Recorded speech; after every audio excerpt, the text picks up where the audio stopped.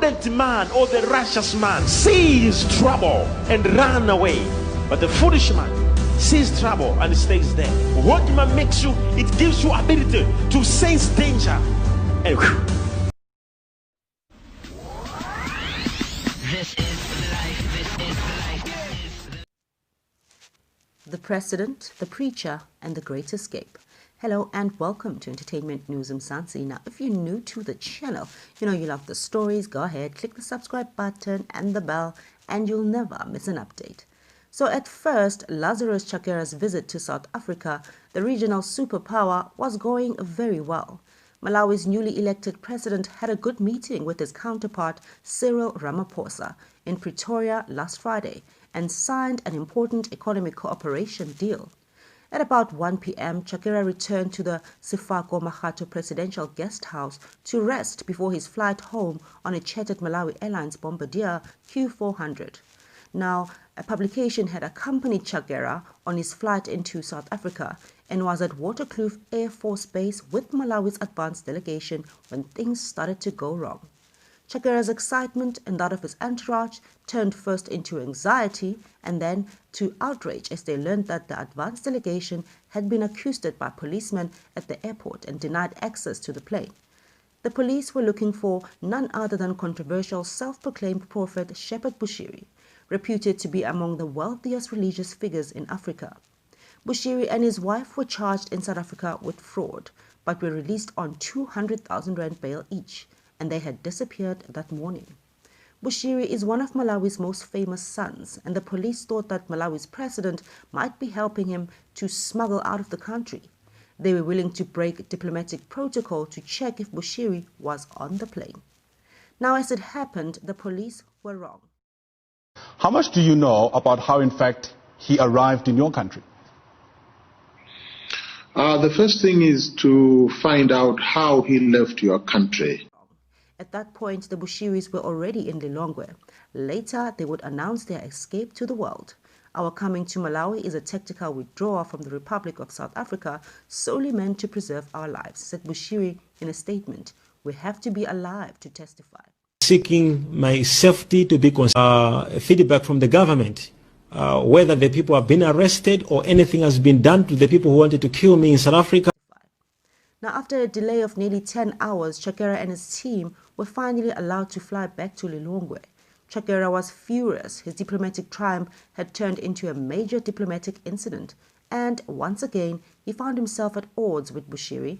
Despite their shared background in Malawi's evangelical community, Shepherd Huxley Bushiri was born on 20 February 1983 in Malawi's northern district of Rumpi. Growing up, he was an average student, but he was always driven by his Christian faith.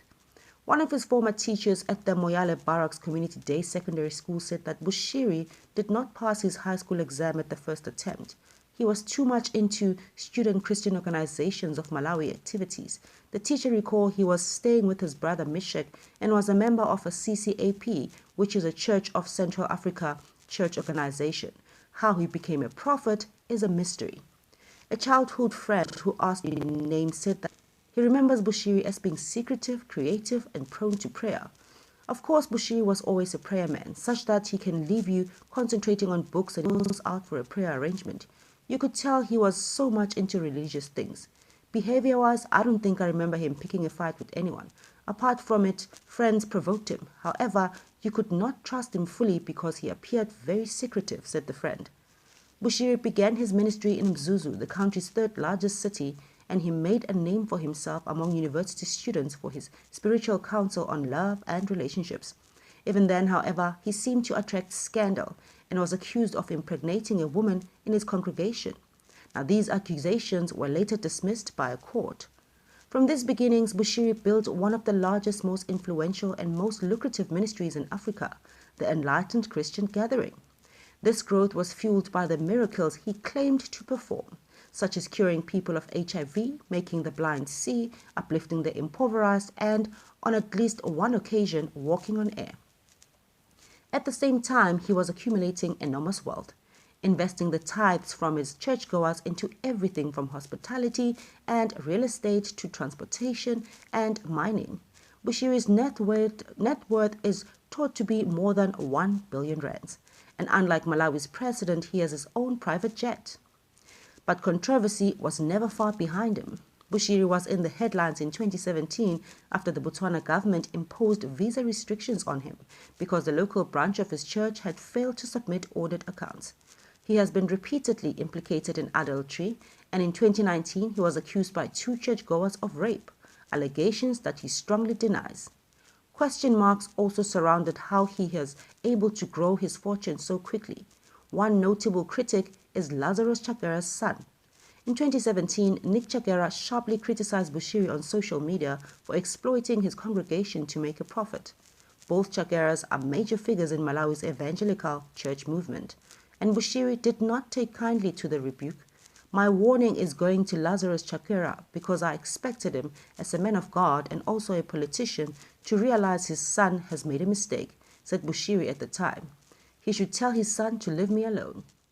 It wasn't such to secure 500 million for the construction of the church. Now let's go to the bad news now. Can you go to the bad news?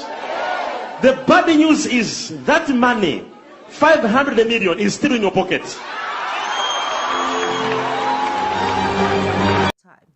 He should tell his son to leave me alone. It was in South Africa that Bushiri's controversial commercial activities appeared to have finally caught up with him. After a years-long investigation, the Hawks, the Directorate for Priority Crime Investigation, arrested Bushiri and his wife Mary last month. They were charged with fraud and money laundering worth more than 100 million rands. Now, in a statement, one of Bushiri's alleged victims, Felicia Sibego, said she had invested 130,000 rands in Bushiri's gold, forex and commodities scheme. I got the money from selling my taxi, which used to put food on the table for my family. Ever since the investment, my life has been ruined. He has made me and many other promises with huge returns, something which didn't happen, she said. Instead, I got nothing but lies and promises day after day, with the last excuse from him being that money was frozen.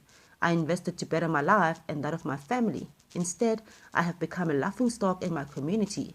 When people see me, they laugh and they say I believed and prayed with Papa Bushiri and he took my money and ran. Bail for the couple was posted at 200,000 rand each. Now apparently, it should have been even higher. But undeterred by losing 400,000 rand between them, Shepherd and Mary Bushiri fled the country last Friday anyway. It's still not clear how exactly they were able to cross South Africa's borders, although we can rule out Chakera's jet. But if Bushiri was expecting a warm reception at home, he may have miscalculated. On Monday, Malawi's police issued a warrant for the arrest of Bushiri and his wife. On Tuesday, they raided their house but did not find them. On Wednesday, having run out of options, the Bushiris turned themselves in. They will oppose South Africa's anticipated request for extradition, although they have not yet stated on which grounds they intend to do so. We don't know which treaty they will use. For now, it will be preemptive to cite the grounds on which we will challenge extradition, but we will definitely challenge it, said the lawyer Wapona. This means the case could drag on for some time, if the example of another high-profile extradition saga is anything to go by. It took 6 years of protracted legal battles before Malawi was able to extradite Misozi Chantunya from South Africa. The case went all the way to the Supreme Court of Appeal. But in the end, however, justice was served and Chantunya was convicted of murder. Now, Mzansi, after hearing all of this, do you think Bushiri is a great, big, calculated, scheming liar? Or maybe he is the prophet that he says he is? Now, do leave your thoughts on the comments section below because you know I love to hear from you. But for now, you know I will be